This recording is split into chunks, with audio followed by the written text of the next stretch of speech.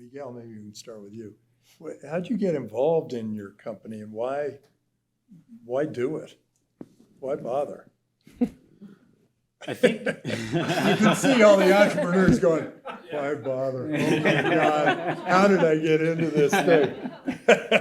Well, I think I can kind of start by sort of my high level thinking of why I got into this market kind of generally. As an entrepreneur, we all have to pick our market, and then you have to kind of from there decide, okay, well, what do I build within this market? And for me, I've always kind of been interested in kind of the intersection of economics and then also a bit of kind of philosophy of money. And so crypto for me it was a perfect match, both from an intellectually stimulating perspective, but then also because the market was growing so much and growing so fast. And Tim, you know this better than anyone, right? I mean, even today, unfortunately, was a bad day in the crypto market, so to speak. But it's kind of ironic now. I've been in long enough to see the headlines of Bitcoin crashing to 30,000, and remembering when I first got in, when Bitcoin was crashing to 1K or even to $500. And so now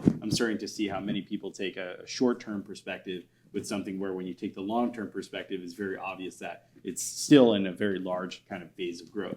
And so for me, crypto and this kind of philosophy of money element was about a ton of different aspects. Different people can take cryptocurrency and make it meaningful to them. Some people really like the fact that you can have hard money that cannot be inflated away, and this is super important to them. Other people don't want the government tampering with their money. They want to be free to be able to save and send funds to whoever they want without the government necessarily preventing them from doing that. And so thinking about all of these sorts of things, I want to make sure that we can usher in this kind of new era of money and make sure that there's enough kind of analytics and data and other sorts of intelligence infrastructure to support that and support entrepreneurs and support the sorts of people who are putting money into our ecosystem. And so that is kind of what really interested me in building Arkham, and then also the sorts of customers that we get to serve, right? As an entrepreneur, it's always really interesting to be able to work with really smart people who are building at the forefront of technology. And I think that in general, hedge funds have typically been at the forefront of technology in crypto and in trading generally. Government less so, but there's a lot of cool sort of applications that you can do with that. Miguel, tell us what 10 years look like for you.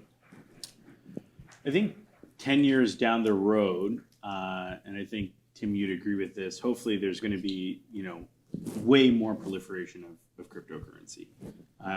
Overall, it's very clear to me that existing financial systems are very broken. And it's very,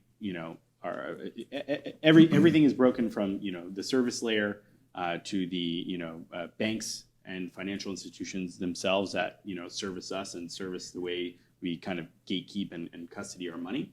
And monetary policy is also very much broken and flawed. And so 10 years from now, on a macro level, I hope that crypto has dramatically proliferated, moved on from sort of a more speculative phase to being majorly adopted, and I think that that'll start in emerging markets and then move to more developed markets, because even though the Venezuelan bolivar is extremely broken, the US dollar is also broken in many ways. And so I think that there's a large avenue for adoption there as well.